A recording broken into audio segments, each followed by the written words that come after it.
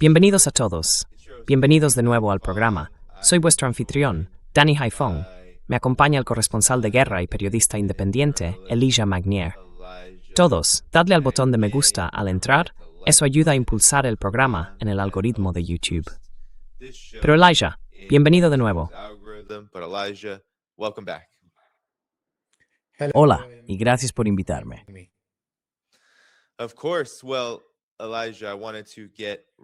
Por supuesto.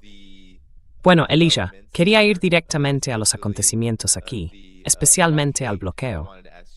Quería preguntarte sobre esto, ¿de acuerdo? Porque esto llega justo después del llamado alto el fuego. Quería pedirte tu reacción. Parece que este bloqueo ya está en marcha. Los informes de Al Jazeera dicen que hay más de 10.000 efectivos estadounidenses, junto con varios destructores y buques, navegando alrededor del estrecho de Hormuz. No dentro del estrecho, sino alrededor. Básicamente, lo que ha ocurrido es que tanto barcos iraníes como chinos, y otros relacionados con ellos, han estado logrando pasar, al menos 4 en el último día, incluidos 2 que visitaron puertos iraníes. La promesa del bloqueo era atacar a estos barcos, como hizo la administración Trump con Venezuela, si atracaban y cargaban en puertos iraníes.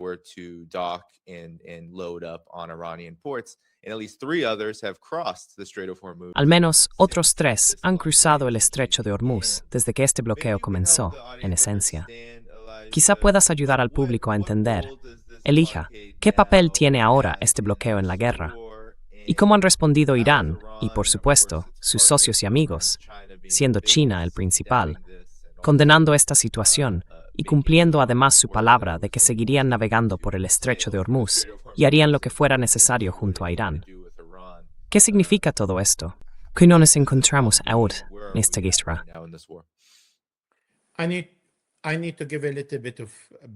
Necesito dar un poco de contexto primero para que la gente pueda seguirlo. Hemos tenido una guerra de 40 días y luego los estadounidenses presentaron una narrativa diferente, con objetivos distintos, pero no han sido capaces de cumplir esos objetivos. Dijeron que querían un cambio de régimen y fracasaron. Dijeron que habían destruido el sistema de misiles iraní y fracasaron, porque Irán seguía lanzando misiles, hasta que finalmente reconocieron que los iraníes en realidad se estaban defendiendo y que los israelíes y los estadounidenses son incapaces de alcanzar sus objetivos.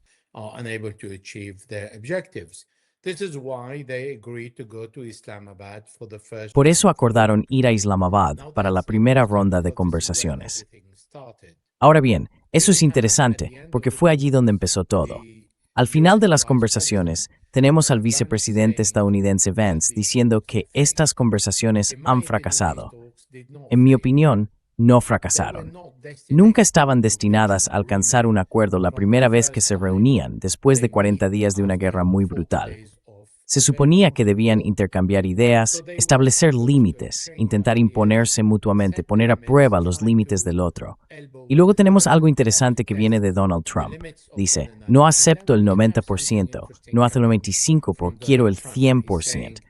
I don't accept 90%. I don't accept 95%. I want 100%. That says a lot. Eso dice mucho, porque significa que han alcanzado más o menos el 90% de lo que Donald Trump quería y de lo que querían los israelíes. Al final del día, esta es una reunión de negociación israelí. Esta es una guerra israelí, no es una guerra estadounidense.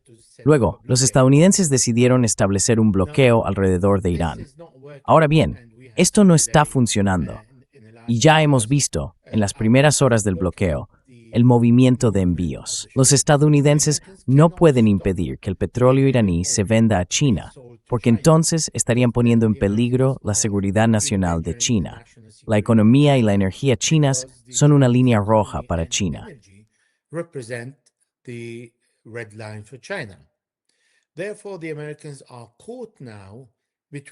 Por lo tanto, los estadounidenses se encuentran ahora atrapados entre no poder aplicar plenamente el bloqueo como deseaban, y al mismo tiempo vemos que los iraníes no están siendo muy duros con el movimiento y el paso dentro del estrecho de Hormuz. Luego tenemos información que indica que ambas partes van a reunirse, quizás en Viena, quizás en Ginebra, pero en un país europeo. No se van a reunir en Islamabad. Y los estadounidenses, al aceptar reunirse en un país europeo, están intentando realmente reconstruir su relación con los europeos. Entonces, ¿cuál es la conclusión sobre lo que está ocurriendo hoy? And what is the conclusion about what's happening today? We have a ceasefire that is still holding. Tenemos un alto el fuego que sigue manteniéndose. Tenemos una concentración de fuerzas que realmente no tiene otro propósito que mostrar fortaleza, pero no va a disuadir a Irán ni hacer que cambie de opinión. Por eso vemos que apenas 2 días después del anuncio de lo que los estadounidenses llamaron el fracaso de las negociaciones, ya se está celebrando una segunda reunión esta semana, en los próximos días. Esto significa que el bloqueo no está funcionando y no va a funcionar. No porque no afecte a Irán, lo hará, pero no lo paralizará, ya que Irán tiene una conexión ferroviaria con China a través de Uzbekistán. Has a railway with China through Uzbekistan. They have railway reaching the Caspian Sea. Tienen un ferrocarril que llega hasta el Mar Caspio. Tienen abierta la línea de suministro con Rusia. Tienen 7 países que limitan con Irán. La línea con Turquía está muy activa. Así que realmente pueden molestar a los iraníes, como han estado haciendo durante los últimos 47 años. Pero esto no va a tener el efecto que Donald Trump quiere o quiere que creamos. Así que al final del día lo está intentando, pero luego volverá a las negociaciones. ¿Es eso algo bueno? Para los estadounidenses, sí, porque le ofrece a Donald Trump una escalera para bajar del árbol al que se subió con respecto a Irán, porque Irán está en una posición defensiva, pero no para Israel, que quería caos en Irán. For Israel, who wanted the chaos in Iran. Yeah, those are all great points, Elijah. Sí, todos esos son muy buenos puntos, Eliga. Supongo que mi pregunta entonces es, ¿por qué? ¿Por qué se permitió que esos barcos pasaran? Algunos han señalado que quizá las fuerzas estadounidenses aún no están preparadas para interceptarlos, dado lo rápido que se anunció, declaró y ejecutó este bloqueo. Otros piensan que puede haber razones más profundas, especialmente porque estamos oyendo que Arabia Saudí está suplicando, a través de canales extraoficiales, que Trump detenga esto.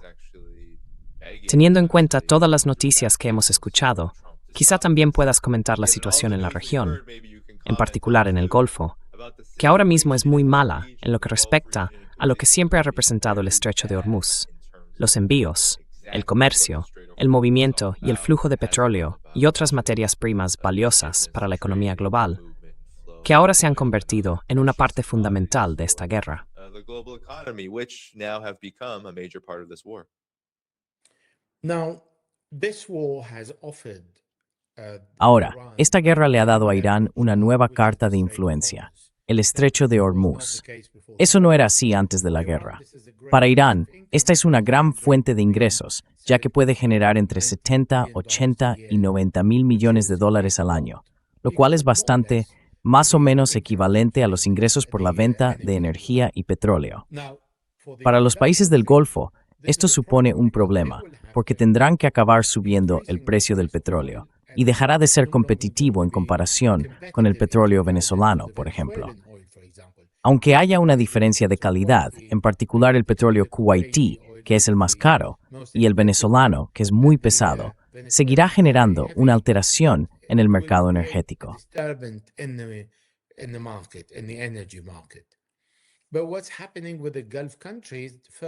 Lo que está ocurriendo con los países del Golfo es que, en primer lugar, están extremadamente enfadados con Irán. El nivel de odio hacia Irán nunca había sido tan alto. Sin embargo, por otro lado, ahora entienden que los estadounidenses son incapaces de defenderse a sí mismos, ya que ni siquiera protegieron sus propias bases. Tampoco son capaces de defender a los países árabes que les han ofrecido bases, gastando miles de millones de dólares. Los cataríes gastaron 11.000 millones de dólares en la base aérea militar de Al-Udeid. Así que todo esto resultó ser realmente inútil, porque los árabes acabaron teniendo que gastar en sus propios sistemas de misiles interceptores para defenderse a sí mismos y a las bases estadounidenses. To defend themselves and the US bases. And they have to go and buy more missile systems y tienen que ir a comprar más sistemas de misiles para defender las bases estadounidenses y a sí mismos, porque los estadounidenses han concentrado todas sus fuerzas en Israel. Y esta no es su guerra. No fueron consultados cuando los estadounidenses decidieron iniciarla, ni tampoco cuando los estadounidenses fueron a reunirse con los iraníes, lo que solo puso de manifiesto sus limitaciones. Para los árabes, para algunos de ellos, como Arabia Saudí y los emiratíes, querían acabar con Irán. Pero eso no ocurrió, lo que significa que ahora tienen que enfrentarse a un Irán que puede decir con razón: he conseguido resistir frente a dos de los ejércitos más poderosos del mundo, los estadounidenses a nivel global y los israelíes en la región, y sigo en pie. El sistema de gobierno iraní sigue intacto. Iranian ruling system is still intact, and the Iranians show a high resilience by renewing. Y los iraníes han demostrado una notable resiliencia al renovar su liderazgo, tanto en el primer como en el segundo nivel de inmediato, y continuar la guerra. Para los árabes ahora, tienen que lidiar con Irán, pero también necesitan encontrar una alternativa al estrecho de Hormuz, lo que requerirá una gran inversión, como el oleoducto saudí a través de Yanbu, que se dirige hacia el Mar Rojo. Pero incluso eso es vulnerable, porque Ansarullah en Yemen se encuentra en la esquina de Bab al-Mandeb y puede cerrarlo. Así que el mensaje para los árabes hoy es que realmente deben establecer un acuerdo de seguridad con Irán para garantizar que los pueblos de la región puedan ocuparse de su propia seguridad. Esto es algo que Shahbaz Zarif, el exministro de Asuntos Exteriores iraní, había propuesto a los árabes cuando estaba activo en la administración iraní bajo el presidente Rouhani. Establecer mediante el cual se encargue de su propiedad.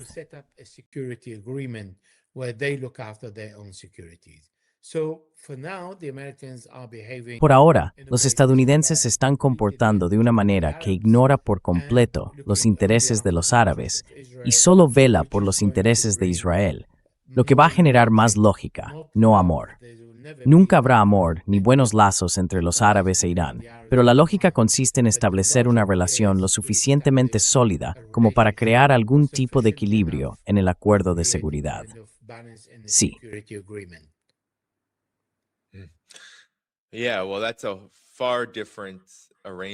Sí, bueno, ese es un acuerdo muy diferente, Elijah, de lo que hemos tenido, especialmente en el último mes y medio, pero en realidad de todo lo que ha llevado hasta aquí. Así que supongo que mi siguiente pregunta para ti es: ¿significa esto que la administración Trump, Estados Unidos e incluso Israel en cierto modo, dada su dependencia de Estados Unidos en tantos aspectos, están ahora en retirada? A pesar de todo este discurso sobre el bloqueo y de destruir los barcos, sí, ya sabes, pasan por allí, y de que atacarán todas las lanchas de ataque rápido de Irán y todo eso, ¿significa esto en realidad que está ocurriendo lo contrario? Que Estados Unidos se está preparando para resolver este conflicto, dado que todos estos acontecimientos que has mencionado son muy desfavorables para Estados Unidos. ¿Qué opinas de esto?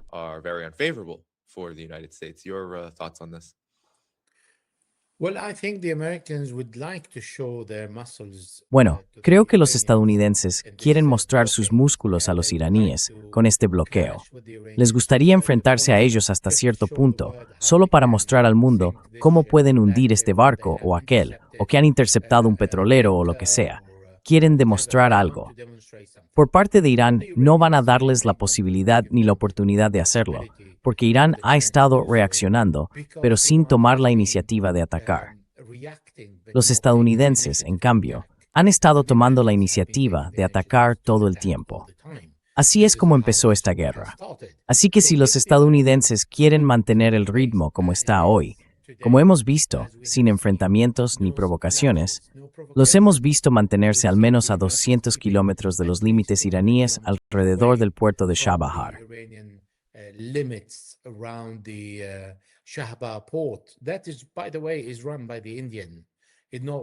Ese puerto, por cierto, está gestionado por los indios. No lo gestionan los iraníes. Hay un acuerdo con la India, así que el bloqueo no va contra Irán, va contra China, la India y otras partes que compran petróleo iraní. Para Irán es realmente una actitud descuidada. Irán es más o menos indiferente a las decisiones estadounidenses porque el 30% del petróleo de China procede de Irán y este vende alrededor de 1,5 millones de barriles diarios a China. Con el aumento del precio del petróleo, eso beneficia tanto a Irán como a Rusia, por cierto. Eso desempeña un papel muy importante. Así que por ahora, los estadounidenses no están provocando a los iraníes y viceversa. Lo que vemos hoy es más bien conversación sobre la posibilidad de una reunión, dónde se celebrará, cuál será la agenda y qué concesiones podría hacer una parte a la otra.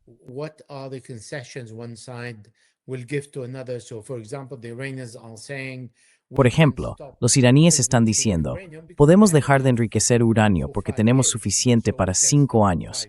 Podemos detenernos durante 5 años y ustedes pueden inspeccionar nuestro programa. Así que, básicamente volvemos al JCPOA de 2015, establecido por Obama. Pero Donald Trump no soportaba la idea de un acuerdo nuclear firmado entre Barack Obama e Irán, así que intentó hacer algo diferente, que en realidad es más o menos exactamente lo mismo. Obama dijo 10 años sin enriquecimiento por encima del 3,75 y del 20%. Donald Trump va a decir exactamente lo mismo, pero dirá 20 años, solo para demostrar que puede duplicarlo. Para Irán, mientras sea capaz de enriquecer al 3,75% y al 20% con fines médicos y de investigación, eso es suficiente. De hecho, el enriquecimiento al 60% fue solo una respuesta a Donald Trump, quien se retiró del JCPOA en marzo de 2018. Y en marzo de 2019, Irán comenzó a enriquecer por encima del 20%. In March 2018, and in March 2019, Iran started to enrich to a level beyond the 20%. So it is easy for Iran to reach an agreement. Así que es fácil para Irán llegar a un acuerdo sobre el expediente nuclear. Sin embargo, nunca aceptará ningún acuerdo sobre misiles, porque esa es la única forma que tiene Irán de defenderse. Sin los misiles, en los últimos 40 días habríamos visto a Irán completamente destruido. Y la relación con sus aliados, eso es soberano. Nadie puede decirle a ningún país con quién puede o no puede ser amigo. Así que, al final del día, tal como lo veo ahora, sin provocaciones, la situación en realidad no es tan mala como a los estadounidenses les gustaría que pensáramos.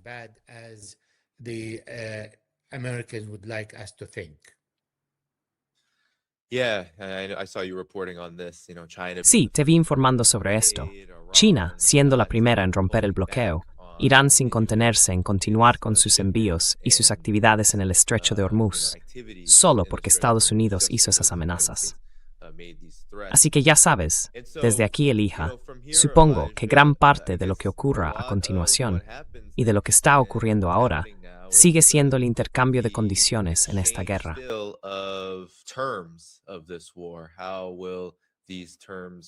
¿Cómo evolucionarán estos términos?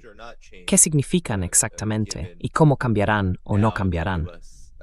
Teniendo en cuenta que ahora Estados Unidos, quiero decir, esto ya ocurrió antes durante la administración Trump, bloqueos, Venezuela, etc., con distintos grados de éxito. Irán es una situación diferente. Y ahora con las conversaciones sobre más negociaciones, veo a Pakistán quizá como otro escenario donde podrían tener lugar. Supongo que me interesa conocer tu opinión sobre la posición de Irán. En este momento, Irán tiene un conjunto concreto de exigencias, entre ellas Líbano, que sé que has estado siguiendo de cerca. Allí sigue habiendo combates. Hezbollah está muy activo y los israelíes continúan atacando a civiles libaneses y zonas de infraestructura. ¿Cómo se desarrolla todo esto ahora que este bloqueo parece ser ineficaz y está siendo afrontado de manera bastante directa por Irán, China y el resto de aliados?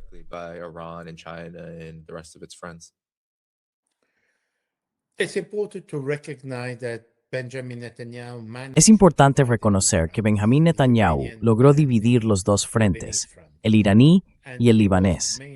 Contó principalmente con la ayuda del presidente y el primer ministro libaneses, quienes rechazaron cualquier inclusión de Irán en el acuerdo e insistieron en hablar en nombre del pueblo libanés, negándose a que se impusiera un alto el fuego a Israel en su nombre. Así que los libaneses salieron diciendo, nadie negocia en nuestro nombre, lo cual es correcto. Irán no estaba negociando en su nombre, sino que intentaba imponer un alto el fuego que los libaneses rechazaron diciendo, no Ni siquiera eso queremos.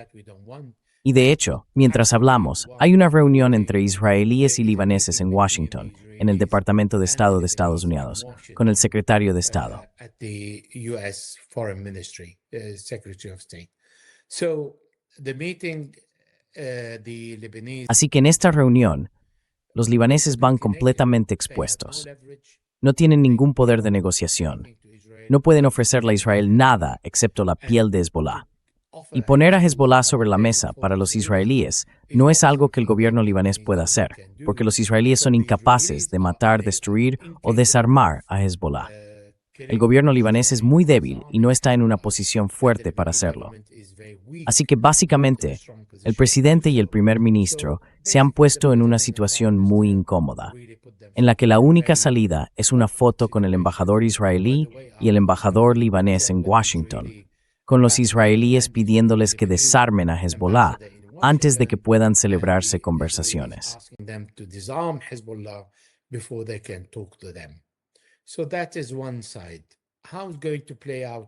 Así que ese es un lado. ¿Cómo va a desarrollarse esto para Irán? Porque los libaneses dijeron, nos ocuparemos de nosotros mismos. Entonces Hezbollah e Israel seguirán luchando. Y esta lucha va a continuar. No va a detenerse, no en la próxima semana, porque los israelíes quieren ocupar la aldea de Binj Beil y crear otro tipo de zona de seguridad, pero no formada por aldeas, sino por aldeas completamente destruidas, similares a Rafah. Esto es lo que prometió el ministro de Defensa israelí, Israel Katz, al comienzo de la reanudación de este conflicto, diciendo, convertiremos todas estas aldeas exactamente igual que convertimos Rafah, que está completamente destruida. Way we have turned Rafah, which is completely destroyed. It's a flat area with nothing. Es una zona llana sin nada, lo que significa que decenas de miles de libaneses quedarán completamente sin hogar. Y eso no significa que al hacerlo, los israelíes vayan a tener seguridad. Hezbollah no dejará de luchar. Controlar el territorio es una cosa, pero defenderlo y permanecer allí sin ser hostigado es otra muy distinta. Hezbollah se ha convertido hoy en una fuerza de resistencia. No es un ejército clásico, es una fuerza dedicada a un solo objetivo, hostigar a las fuerzas de ocupación. Y por todo atrás.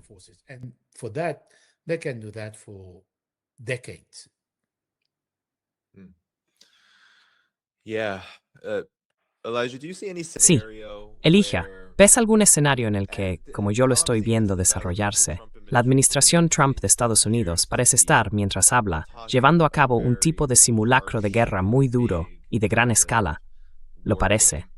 Está implicada en un alto el fuego, y como tú escribiste, incluso su bloqueo, y quizá puedas ampliar sobre esto también, podría dañar a Irán, pero tampoco lo romperá. Y probablemente Sir Mulakasik administración lo sabe.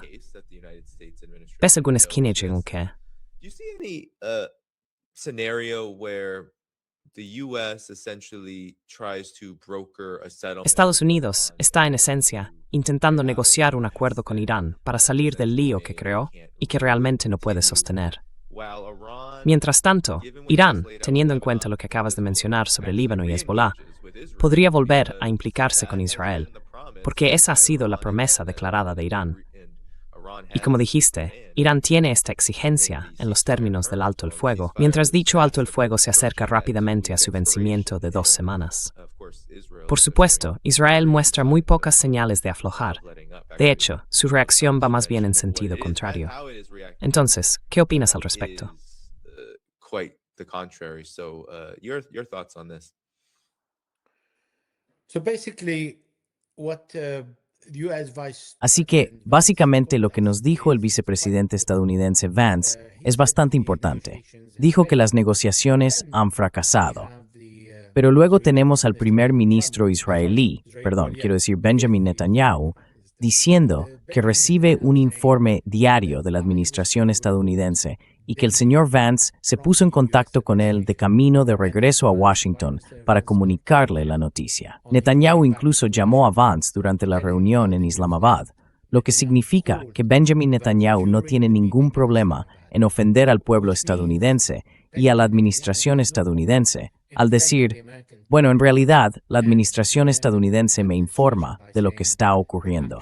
Así que puedo decirles, lo que deben hacer, lo que no pueden hacer, lo que acepto y lo que no acepto. What I accept and what I do not accept.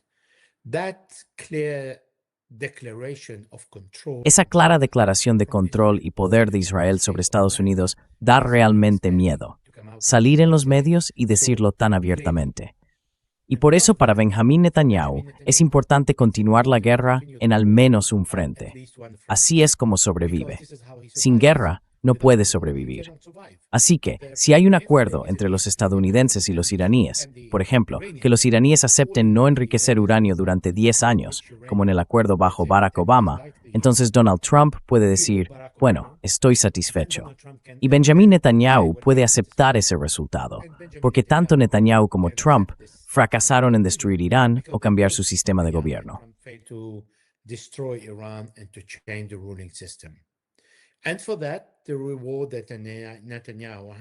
Y por eso, la recompensa que recibe Netanyahu es continuar la guerra en Líbano. ¿Pero va a lograr alguno de sus objetivos? Por supuesto que no, porque no consiguió su objetivo con Hamás. Hamás sigue existiendo en Gaza y sigue controlando allí. Irán no cayó, se defendió, y Donald Trump dijo que quería participar en la elección del nuevo líder, cosa que no hizo. Pero eso significa que aceptó que el mismo sistema de gobierno siga en pie y no tiene otra opción al respecto, porque Irán se defendió lo suficientemente bien como para imponer su propio sistema de gobierno a su propio pueblo. Lo único que queda es Hezbollah, debido a la debilidad del gobierno libanés.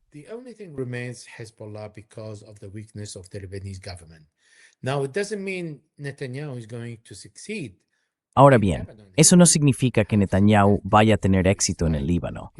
Podría lograr algunas victorias tácticas, como tomar la ciudad de Bin Beil. Fue allí donde el difunto Sayyid Hassan Nasrallah dijo una vez que Israel era más débil que una telaraña. Netanyahu puede salir y presumir de ello, pero ya no lo toman en serio, ni siquiera los suyos. Por primera vez, cuando dio ese discurso en las últimas 48 horas, los medios israelíes no informaron de sus palabras, ni repitieron lo que dijo, porque están hartos. No le creen. Ven que repite las mismas cosas sin conseguir nada.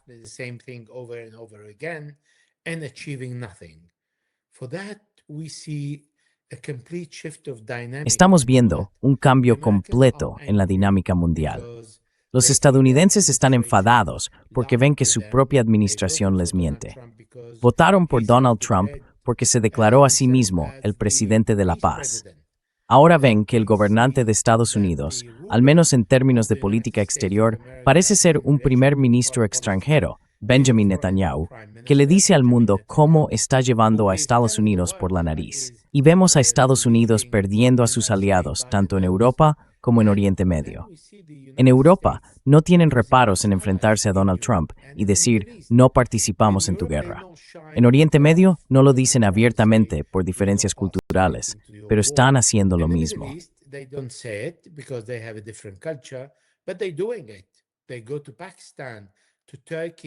Van a Pakistán, a Turquía, a China, para hacer acuerdos con ellos, acuerdos de seguridad.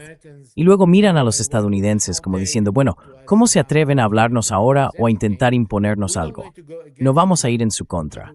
De lo contrario, los estadounidenses podrían derrocar a todos esos regímenes, Kuwait, Arabia Saudí, Bahrein, los Emiratos, y cambiarlos bajo la bandera de la revolución de colores y la democracia. Pero los estadounidenses han perdido su peso en Oriente Medio y también lo han perdido en Europa.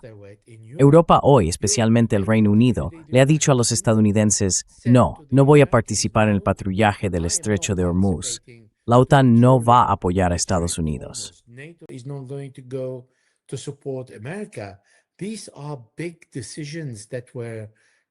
Estas son decisiones importantes que se tomaron durante la guerra, y esto marca un cambio enorme en el futuro de Estados Unidos y su hegemonía.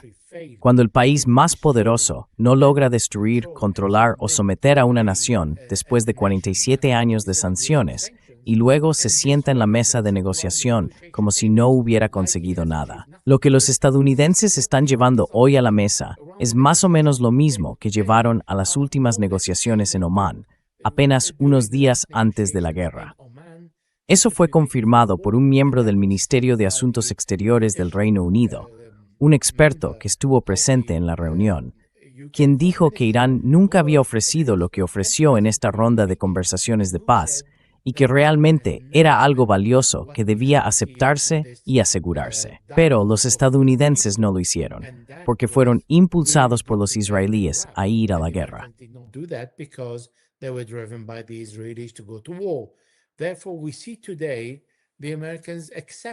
Por lo tanto, vemos hoy que los estadounidenses están aceptando y seguirán aceptando lo que Irán ya ha ofrecido en la mesa. Pero hay algo nuevo hoy. Estados Unidos ha perdido a todos sus aliados, o al menos esos aliados ahora pueden decirle que no a Estados Unidos.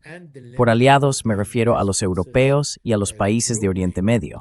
Y esto también muestra los límites de las fuerzas estadounidenses a nivel global. China ha observado muy detenidamente lo que ocurrió en Oriente Medio, la capacidad de Estados Unidos para dominar o destruir a Irán, lo que Estados Unidos es realmente capaz de hacer, y la forma en que utilizó la fuerza, pasando de objetivos militares a civiles, destruyendo infraestructuras y mostrando lo desesperados que estaban los estadounidenses por alcanzar unos objetivos que finalmente no lograron. Todo eso ha cambiado por completo la dinámica geopolítica en todo el mundo y tendrá consecuencias durante las próximas décadas.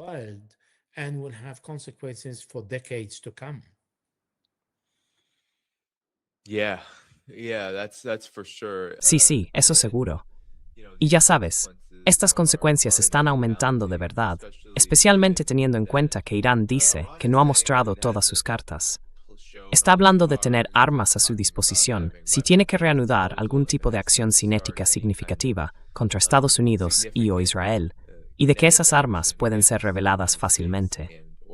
También promete garantizar el cierre del estrecho de Bab el-Mandeb, lo que durante la última semana, incluidas las últimas 24 a 48 horas, ha generado mucha preocupación entre los observadores, especialmente entre aquellos con vínculos con los mercados petroleros o que los siguen de cerca.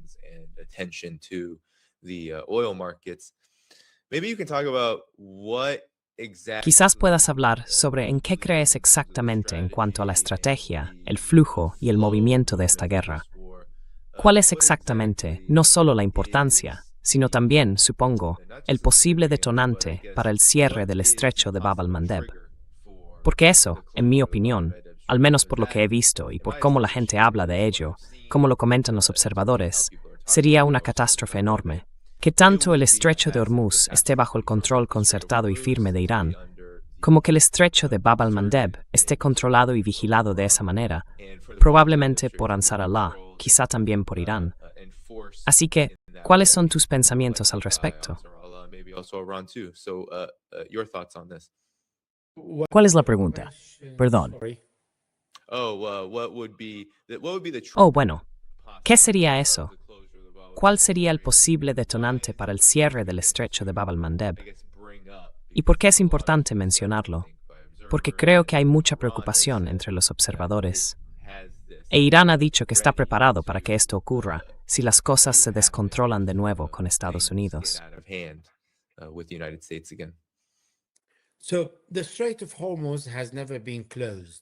Así que el estrecho de Hormuz nunca se ha cerrado. El paso se redujo y, en particular, nada relacionado con Estados Unidos e Israel cruzó el estrecho de Hormuz. Pero Irán también mostró otras cosas. Amenazaron con cerrar Bab el-Mandeb, y Hezbollah mostró misiles superficie-superficie, diciendo que había atacado un buque israelí en el Mediterráneo, mostrando que el Mediterráneo también podría estar sujeto a un cierre si la guerra se intensifica. Estos mensajes fueron recibidos por los estadounidenses, y la administración estadounidense quedó sorprendida.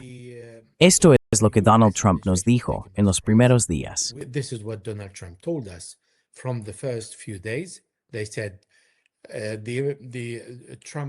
Trump dijo que no esperaban que los iraníes reaccionaran contra los países árabes. Y luego dijo que no esperaban que los estadounidenses los atacaran en el Golfo. No esperaba que los estadounidenses impusieran un límite al paso por el estrecho de Hormuz. Los iraníes simplemente dijeron, lanzamos varios miles de minas al agua y no sabemos dónde están, porque simplemente las estamos colocando. lo cual no es del todo cierto, porque tienen minas que funcionan con inteligencia artificial. Tienen minas electrónicas, minas tradicionales y saben exactamente dónde está cada una.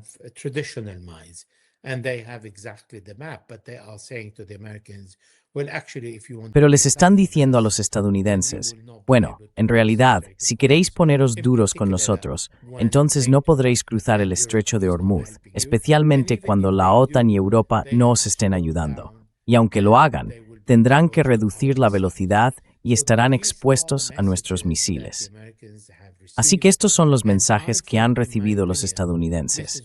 Y creo, en mi opinión, que por eso no están actuando con demasiada dureza, aunque eso no excluye la posibilidad de que aún intenten atacar un buque, un petrolero o algo por el estilo. Pero no serán tan agresivos como querían hacernos creer cuando tomaron esa decisión.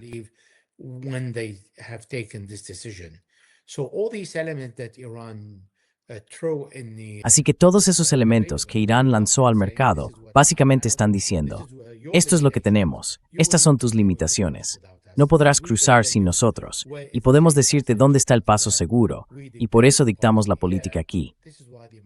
Por eso, los estadounidenses no han provocado realmente a los iraníes hasta ahora. No sabemos qué va a pasar mañana, ni qué tipo de baza quiere sacar Donald Trump de la manga antes de la reunión, pensando que puede usarla contra Irán. Olvidó que en 2018 dijo, estoy esperando junto al teléfono a que los iraníes me llamen, y nunca lo hicieron. Todavía no confía realmente en su memoria sobre cómo han actuado los iraníes.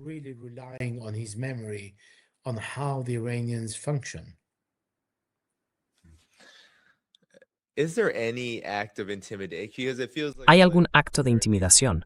Porque da la sensación de que la administración Trump, Donald Trump en persona, ha adoptado un enfoque de intimidación que conduce a ciertos resultados en las negociaciones, ¿verdad? Cuanto más castigas, cuanto más fuerte golpeas, cuanto más miedo inspiras, cuanto más grande eres, cuanto más intimidas, eso llevará a algún tipo de resultado en las conversaciones.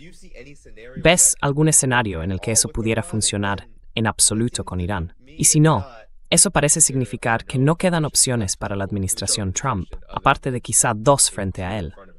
Continuar la guerra y afrontar las consecuencias allí, continuar a un nivel más amplio, o empezar a hablar seriamente sobre cómo sería un acuerdo razonable, no solo para Estados Unidos, que siempre se preocupa solo por sí mismo, sino también para los iraníes. Irán, ¿qué opinas?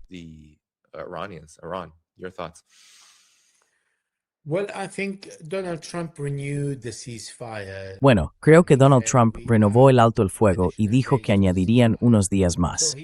Así que en realidad no está intentando provocar a Irán para que reanude la lucha.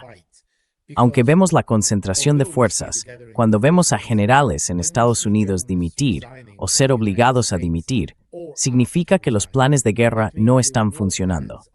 Hay una gran diferencia entre que Donald Trump diga, quiero ocupar una isla o varias islas en Irán y ser realmente capaz de protegerlas, mantenerlas y conservar el control.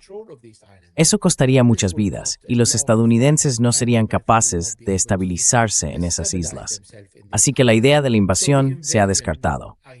Lo que queda es que cuando los estadounidenses pasan a destruir plantas energéticas, significa que ya no pueden encontrar más objetivos militares, aunque Irán siga lanzando misiles al Golfo, contra los estadounidenses en el Golfo y contra los israelíes.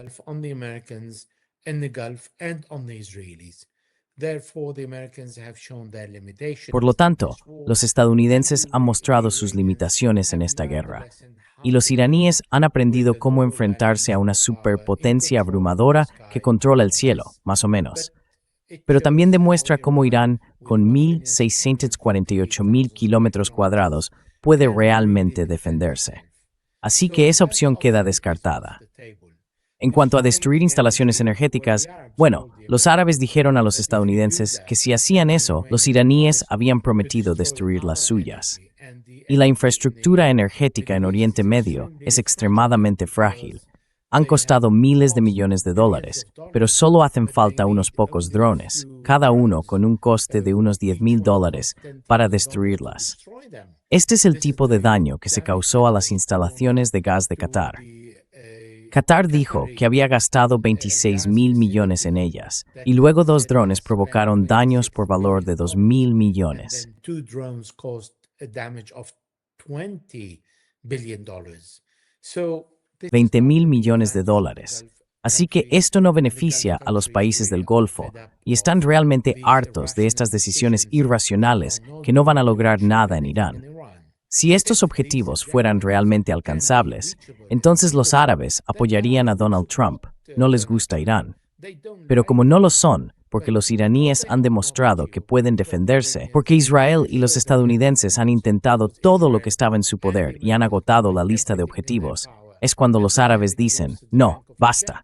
Es importante que paréis ahora, porque no podemos soportar más daños. Así que hay un alto el fuego. We cannot sustain further damage. So there is a ceasefire. So what other leverage can the Americans do? Entonces, ¿qué otra forma de presión pueden usar los estadounidenses? ¿Imponer más sanciones? Bueno, Irán se está ahogando en sanciones. Desde 1980, la primera impuesta por Jimmy Carter, no han dejado de hacerlo. Cada nuevo presidente estadounidense ha añadido más, hasta que Donald Trump impuso las sanciones máximas. Luego Joe Biden encontró otra cosa e impuso eso. Ahora Trump está haciendo lo mismo. Y este bloqueo en realidad no está funcionando, porque ha desplazado la batalla hacia Asia, donde los estadounidenses ya han mostrado sus limitaciones frente a Irán. Ciertamente no quieren iniciar otra guerra con China ni con nadie más.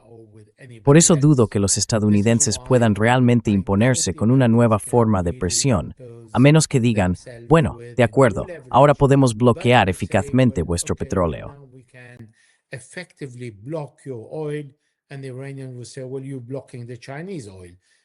Y los iraníes dirán, bueno, estáis bloqueando el petróleo chino, porque nosotros lo estamos vendiendo. Y no sé si la gente recuerda cuando Donald Trump dijo, voy a dar a los iraníes la posibilidad de vender su petróleo. Tenían 400 millones de barriles de petróleo en el mar, e Irán dijo, no, gracias. Ya lo hemos vendido a China, así que no nos queda nada por vender. Así que incluso en ese caso, Donald Trump demostró que puede ofrecer concesiones sobre sanciones, sobre petróleo, sobre energía y sobre los activos que Irán tiene congelados en varios bancos de todo el mundo. Estamos hablando de decenas de miles de millones de dólares.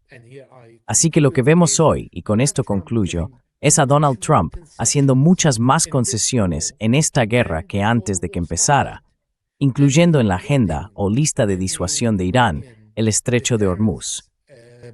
Agenda or list the Strait of Hormuz. You know, and it even extends, Elijah. Sabes, y eso incluso se extiende, Elijah, más allá del teatro, al menos del teatro directo con Irán, el conflicto, la guerra, incluso la guerra económica. Quiero decir, creo que la administración Trump acaba de ampliar el alivio de sanciones para los petroleros rusos y el petróleo ruso que se vende en el mercado. Así que eso demuestra que, sí, las concesiones son aún más profundas, que obviamente hay una crisis importante.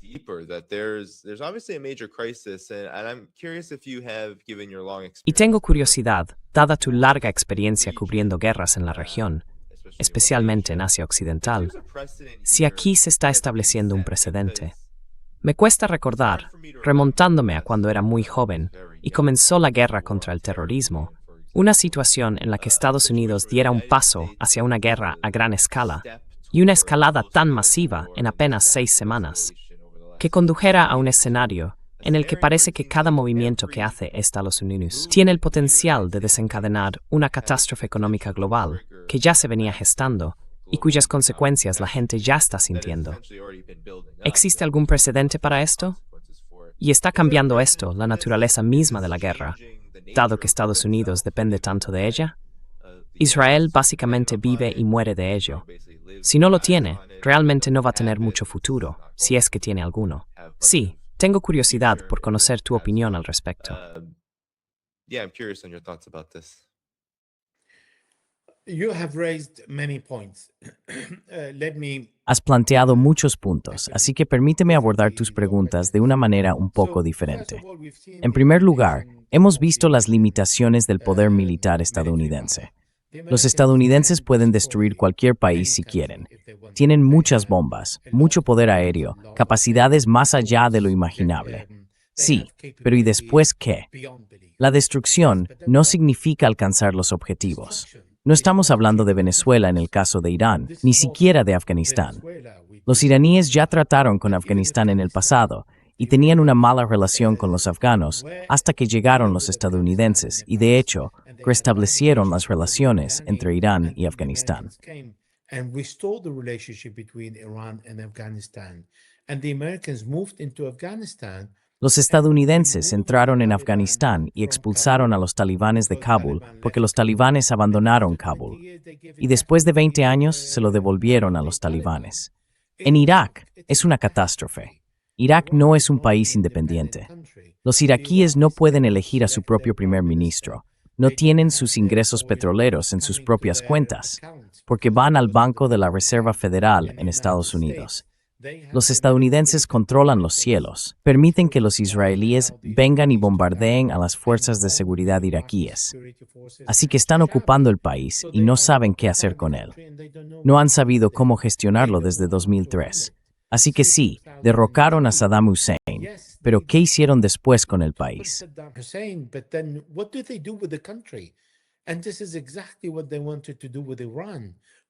Y esto es exactamente lo que querían hacer con Irán. ¿Qué hacen con Irán?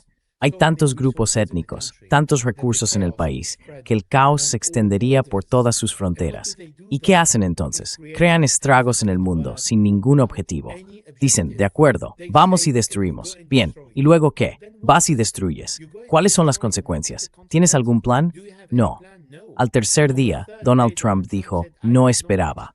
Y repitió esa frase 3 o 4 veces en 2 semanas sobre muchas otras cosas a las que Irán reaccionó.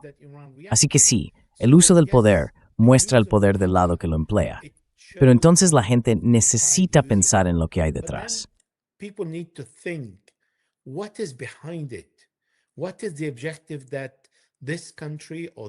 ¿Cuál es el objetivo que este país, o esta entidad, o este ejército quiere alcanzar, y si es alcanzable o no? Hasta ahora, hemos visto a Israel incapaz de lograr ningún objetivo frente a actores estatales o no estatales, lo que demuestra la limitación del poder cuando se malinterpretan la cultura y la ideología. Ahora bien, si observamos lo que está haciendo Donald Trump en esta guerra, voy a ofrecerte otro ángulo, otra perspectiva, la relación con Europa. Donald Trump le dio a Rusia la posibilidad de vender petróleo a más de $100 el barril. ¿Por qué lo hace? Porque busca vengarse de los europeos. Les está diciendo, no queréis ayudarme.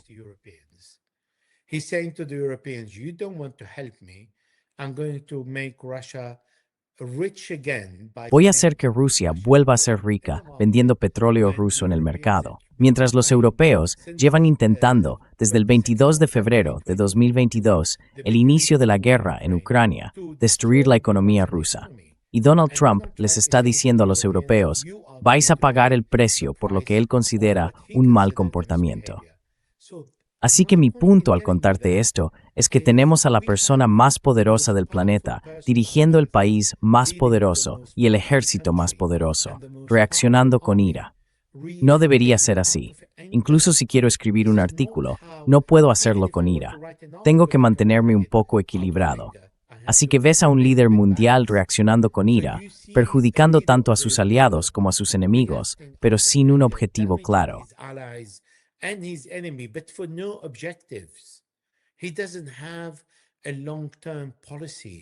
No tiene una política a largo plazo. ¿A dónde está llevando al mundo? ¿A dónde está llevando a Estados Unidos? No puede responder a esta pregunta. Un día es un Jesús, otro día es un ganador, un pacificador, y luego quiere ganar premios que no merece.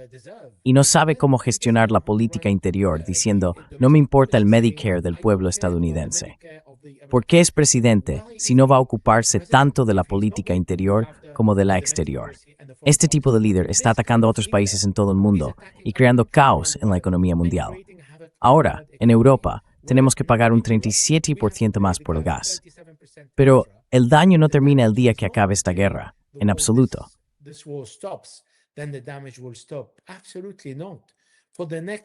6 months, we will continue paying. Durante los próximos 6 meses seguiremos pagando la factura adicional y los mayores costes energéticos a causa de este tipo de decisiones. Ahora bien, si observas los intereses de Estados Unidos y los de Israel, no puedes ser el presidente de América e ir a cumplir los objetivos de otra persona como Benjamin Netanyahu, porque esos objetivos son incompatibles y solo quieres complacerle. No funciona, porque Benjamin Netanyahu quiere el caos. Y el caos no puede gobernar el mundo. Nuestra población pasará hambre o se verá obligada a emigrar.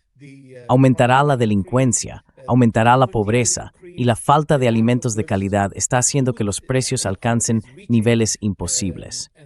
Todo eso porque Donald Trump fue convencido por Benjamin Netanyahu para ir a la guerra sin ningún objetivo claro.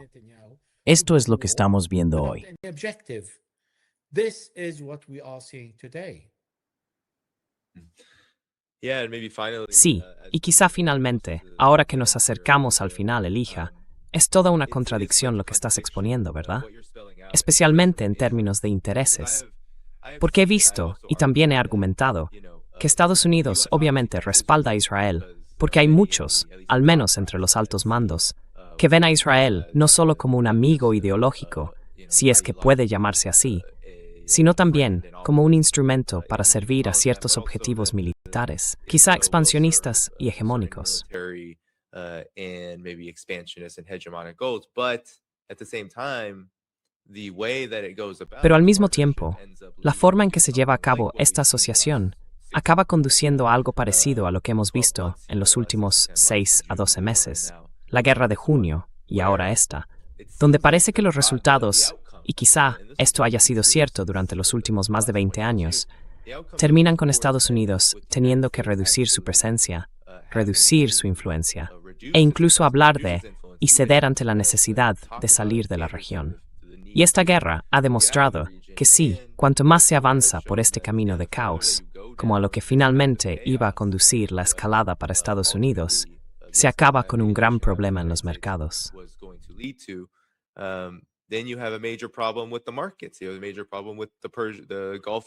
Tienes un gran problema con los aliados del Golfo, con todo esto.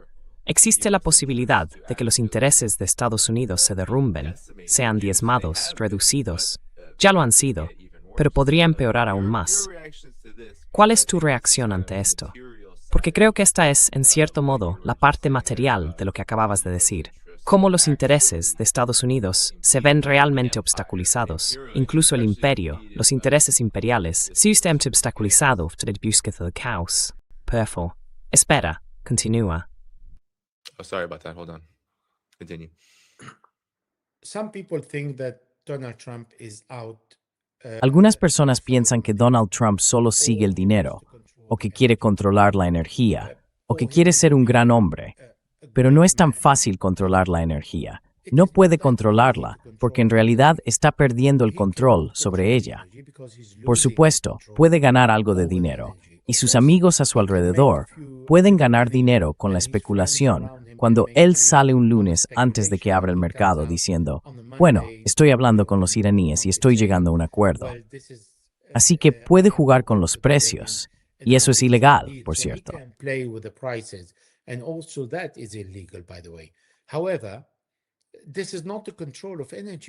Sin embargo, esto no es control de la energía, porque hoy quienes controlan la energía en Oriente Medio se están orientando hacia el yuan y China. Quieren mercados alternativos, quieren relaciones alternativas, así que está perdiendo el control de la energía. No busca el dinero para Estados Unidos, porque si se observa el coste de esta guerra, es enorme. Está gastando unos $5,000 millones cada 2 o 3 días. Así que en 40 días, uno puede imaginar cuánto dinero se ha gastado y qué va a pasar con la industria mundial, la economía mundial y la energía. ¿Está hoy en condiciones de controlar más energía de la que controlaba antes?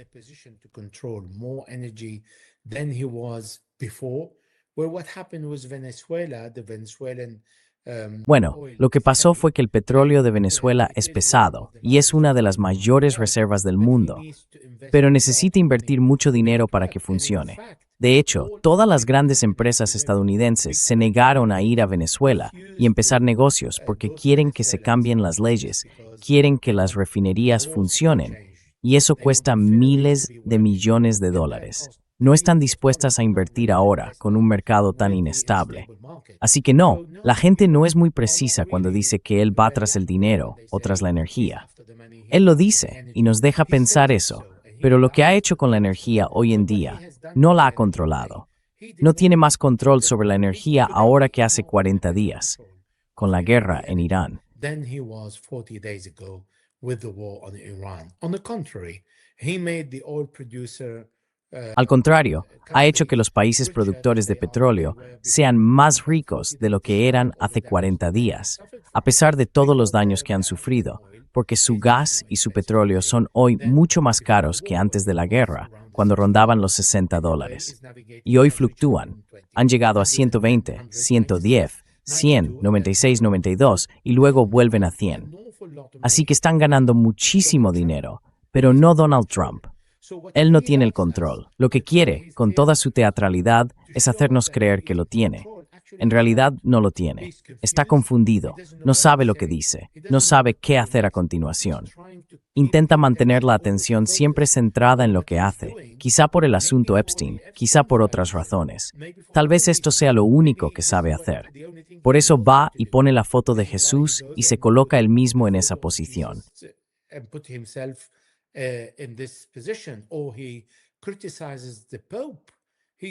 O critica al Papa.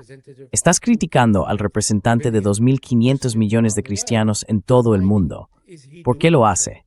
Una vez más, se trata solo de atraer atención. Esto no es una política. No es algo de lo que el pueblo estadounidense pueda beneficiarse.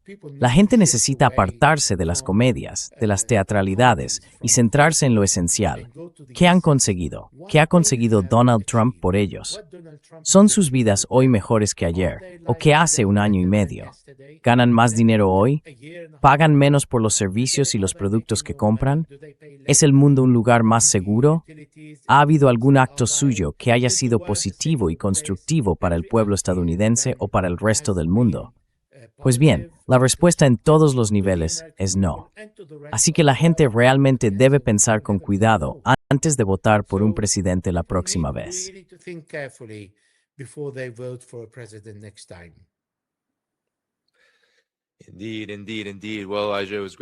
En efecto, en efecto, en efecto. Bueno, Elijah, ha sido un placer estar contigo. Quiero asegurarme de que todo el mundo sepa que tu página web, elijahmagnier.com, está en la descripción del video, donde pueden ver todo tu trabajo, apoyarte y suscribirse. Todos, dadle al botón de me gusta antes de iros. Eso ayuda a impulsar el programa incluso después de que terminemos aquí. Quiero dar las gracias a todos los que enviaron un super chat, a todos los que vieron el programa, a todos los miembros y, por supuesto, a todos los moderadores que ayudaron con el programa de hoy. Volveré muy pronto todos. Estoy en Pekín. Tengo un gran desfase horario. Tengo que irme. Tengo que salir corriendo de aquí. Quiero agradecerle de nuevo a Elijah. Nos vamos juntos y volveré muy pronto. Espero poder hacer algo así como un recorrido por China dentro de poco. He estado trasteando con internet e intentando resolverlo. Así que, sin más preámbulos, cuidaos todos. Nos vemos pronto. Adiós. Take care. I'll see you guys soon. And bye-bye.